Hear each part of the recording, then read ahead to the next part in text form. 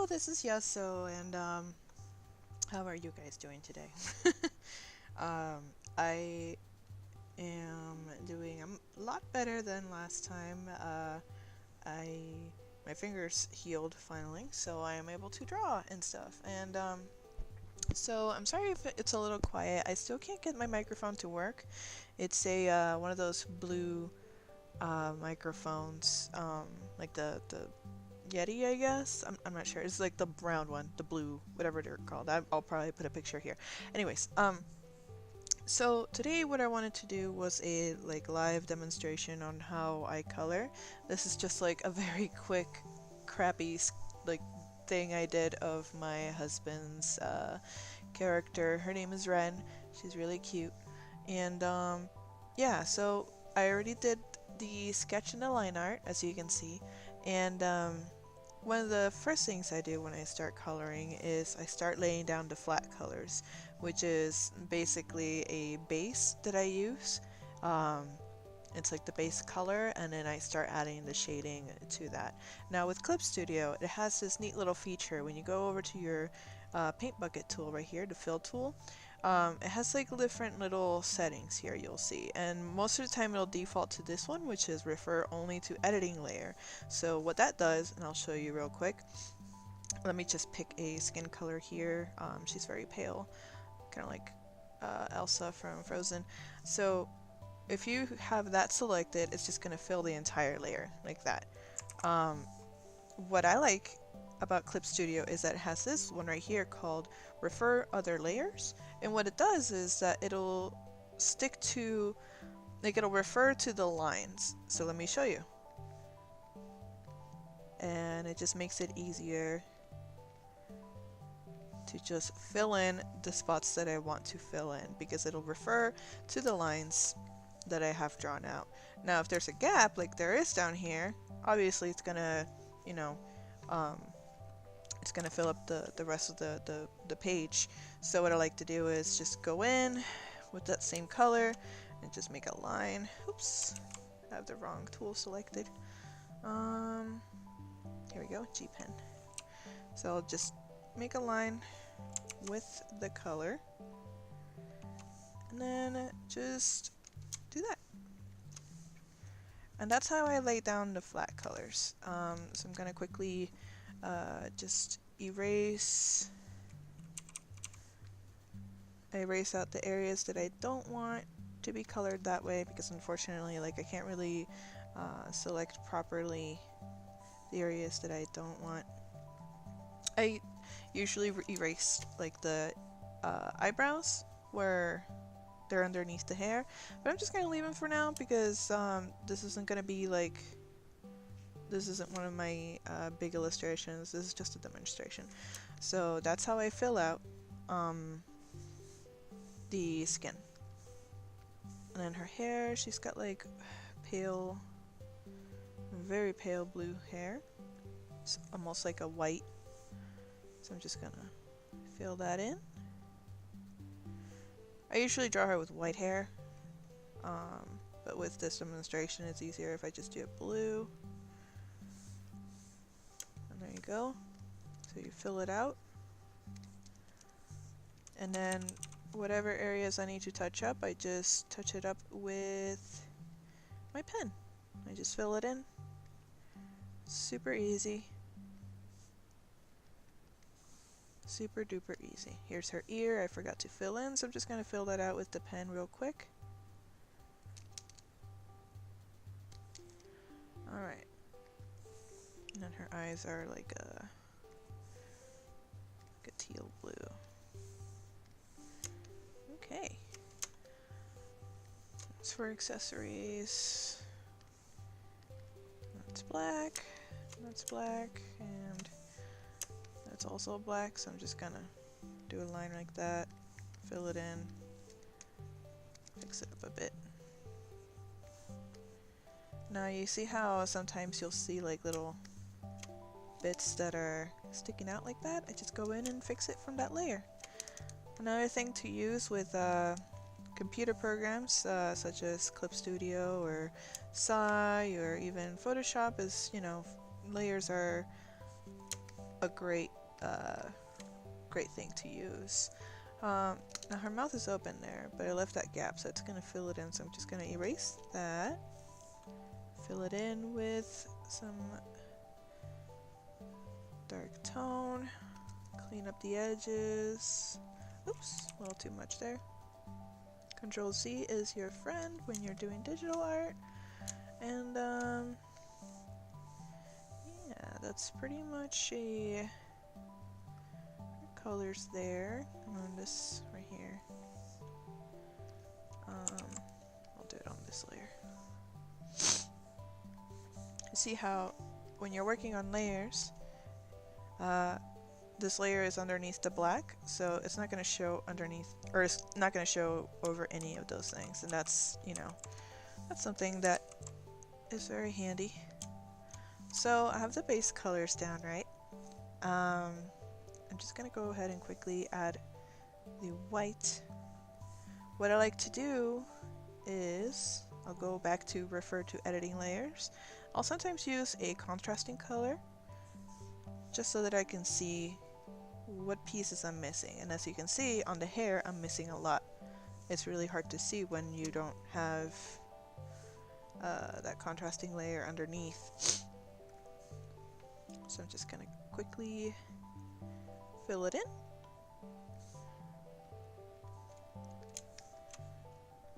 And some artists, you know, they like to,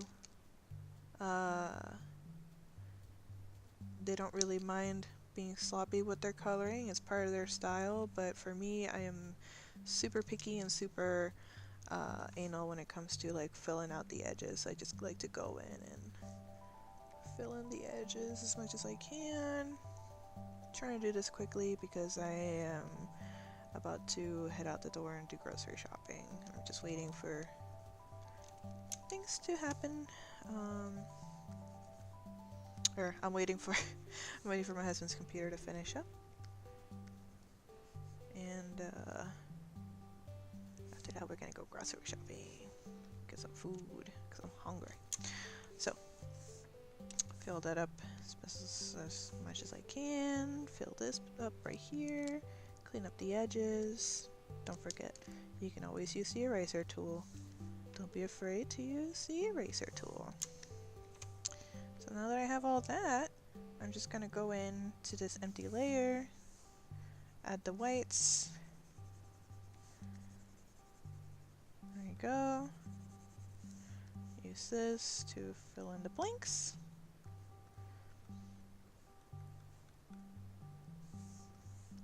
I also don't want this video to run like, you know, 30 minutes, because I tend to babble a lot, and I tend to like take my sweet time when I'm drawing. I usually take a little longer than this. So now that you have your base colors in, there's a little bit of mess in here that I need to do, but we'll worry about that another time. So now that we have our base colors, most people like to name their layers. I am a rebel and I never do. So I am going to just leave it how they are, because I know which layer has what, and if I don't, I can just hit this little handy dandy eye button, which kind of hides that layer, so I can see, oh, what layer was that? Oh, that's the hair. So alright, so now that we have our base colors down, I am going to show you how I shade. Now for shading, the first thing I like to do is hit this little button here, lock transparent pixel. What that's going to do, here I'm going to turn it off real quick so you guys can see. What it's going to do, if I don't have it selected, that's going to happen, right? I'm going to trace over the other layers, like it's just, like this is just a layer, right? If I click on that, it's going to lock it in, so no matter what I do, oops, no matter what I do, it's not going to go like on the other layers.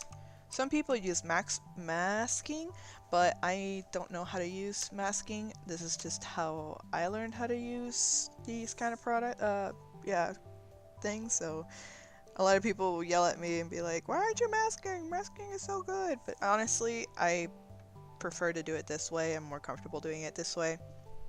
It's just like my chaotic way of doing things. Anyways, so now that we have the base, I'm gonna hit that, And one neat little trick, I'm gonna make a new layer over the line art so you guys can see real quick. I'm gonna kind of think about where my lighting source is gonna be. Is it coming from this direction? Is it coming from this direction? Or this direction? Or this direction?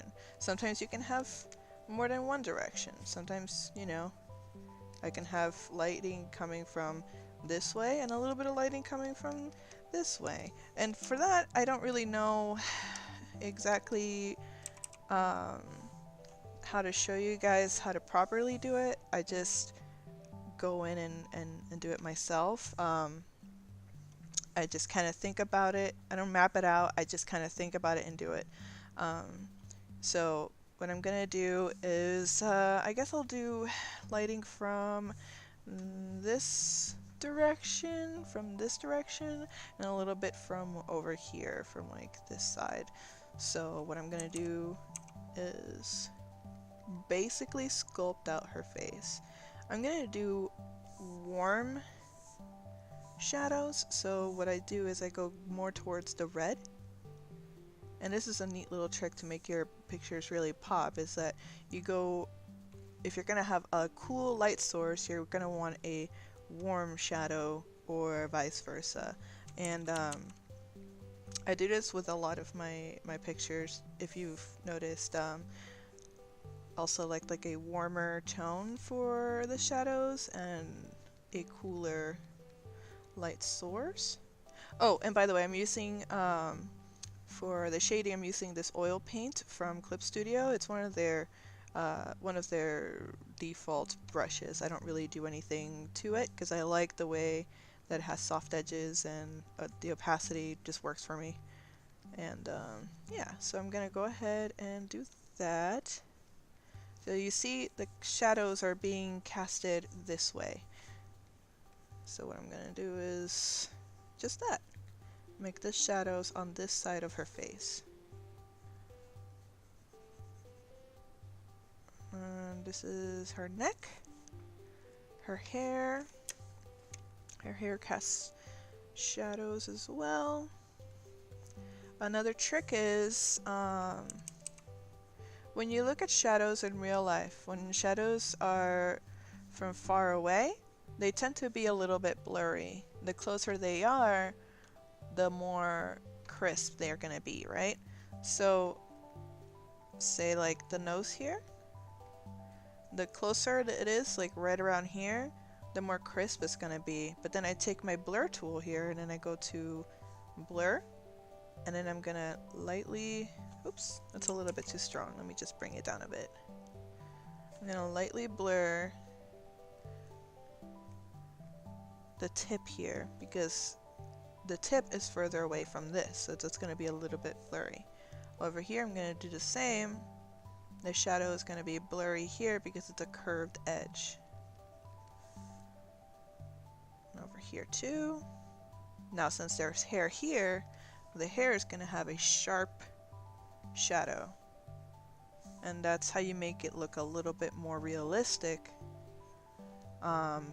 versus, you know, super not realistic, I guess. So here we go. For the ear, I'm just gonna do sharp shadows. And since she's already kind of got a cool toned skin, I'm not gonna add any cool highlights, but you could at this point. What you could do is select the skin color here and go for a cooler source. Or you can even just go right ahead and do like that. And that can be your cool lighting, but she's so pale that it doesn't really, you can't really notice it very much. At least I don't notice it. I'm not sure if it'll show up in the video at all. So once you get that down, then do the rest of the body or the face. So here we go.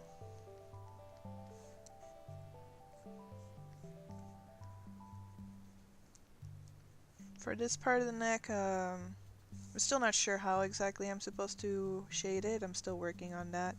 So I just kind of leave it like that. I'm sure that it's not perfect, but for this demonstration. I'm just showing you how I quickly do it.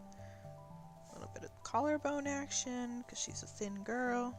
Blur it out a little bit here and here. Just gonna blur that. Alright, so there is one light source, right?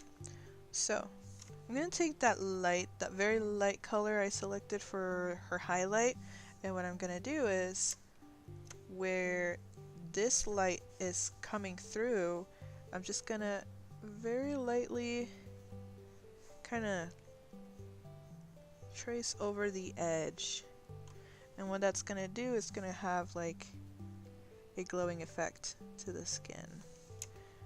Like there's light coming from this direction, so she's got, well, she's not gonna have any from there because it's hidden under her hair, but you can have it under her chin as well. And it just gives it like a soft kind of light glow reflection here. Let me turn off this and see if it'll show any better. Doesn't really matter. I'm just gonna leave that on.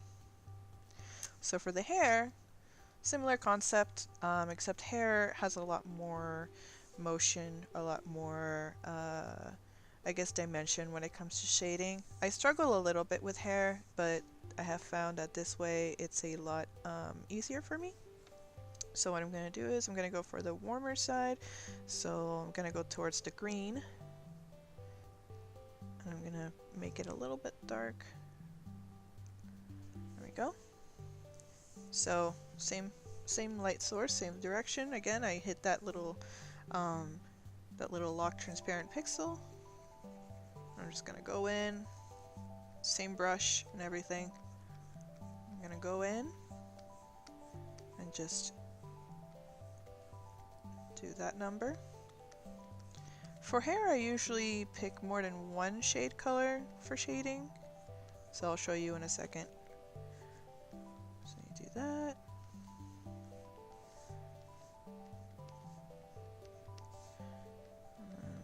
That number. This is how I shade with soft shades. I'm really not good with self shading. I'm still trying to figure out how to do it comfortably. So this is the way that I like to do things right now. So now that I have that, I'm just gonna add a little bit more. I put a little bit too much shading there, so I'm just gonna add this much. Okay. So now that we've got that done, I'm gonna go back in with the lighter color, and I'm just gonna add a little bit of lightness back into the hair because I feel like I added too much shade. So I'm just gonna do that, make it a little bit more three-dimensional. And what I like to do is the closer to the top of the head, the darker. So I'm just gonna lightly blur that too. There we go. Make it seem like it's coming from up there. And what I like to do now is take an even darker tone. Go green, like that.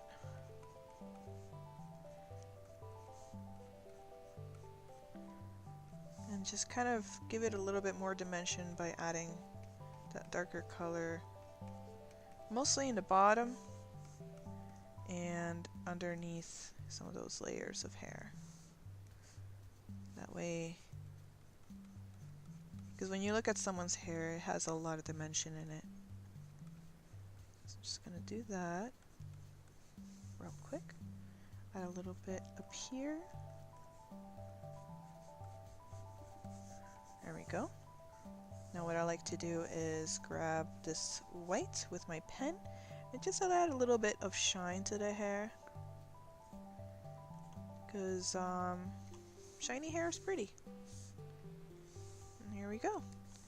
Now what I like to do with, remember how I earlier did the skin glow effect? I'm going to do the same with the hair. So I'm just going to go in and find the pieces going this way. I'm just going to do this number. And what I'm doing is I'm using the color I used for the base for this part. You could use white as well if you prefer, but for this I'm going to use the same color as the base. And there you go. It's adding some dimension. And that's how I add dimension to the hair. And for the eyes, I normally just do, you can do different styles, but this is the one that I use. Go here, go here. I use like a darker color. I don't really make the pupils black most of the time. That's just personal preference, really. And then I do this. That's the shade of the lashes hitting the pupil. These are the worst eyes I've ever drawn. So, and then I'm gonna add the cool lights reflecting right here around the pupil.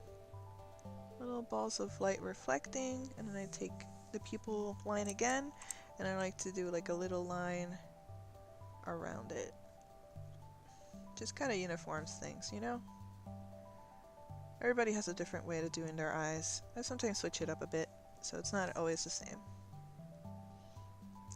Once I do that, then what I like to do is go to that, I make a layer over the line art, and then I go in with a white pen, and then I'm gonna add a little bit of shine.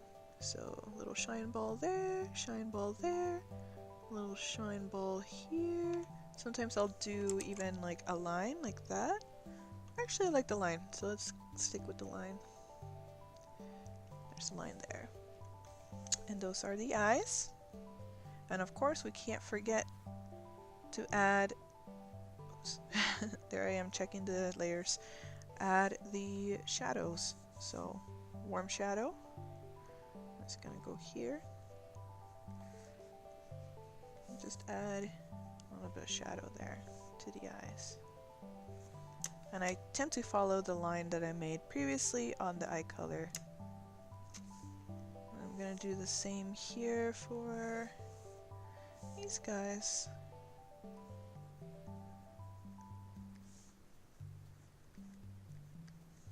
So as you can see, I use the same brush for everything because even though I downloaded, oops, I guess I turned that off. Even though I downloaded a bunch of brushes, I still tend to use what I'm most comfortable with, and I'll just like practice with the ones that I downloaded until I'm comfortable with them. But for the most part, when it comes to coloring, I use the same brush always. There you go. For the black, it's always good to add a little bit of dimension, so I'm just gonna add a little bit of shine to the bow so you know where the shapes are. Same with this, I guess. And there you have it. That's an easy peasy little tutorial on how I color. And after this, you can do some finishing touches. For example, I can make a duplicate of the line art layer. You see how it's a lot darker? What I like to do is I go over to blur, Gaussian blur, and then that just kind of makes like a glow effect around the line art. I put it down to usually 4, not 400, 4, or sometimes even 3. And there you go. Did that do it? Yep. So here's without it, and here's with it. And I can bring down the transparency a little bit to my liking. I don't like to have it super thick like that, but some people do. And yeah, there you go. There you have it. How I color. A very basic tutorial on how I color. I hope you guys enjoyed it. Have a good day. Bye.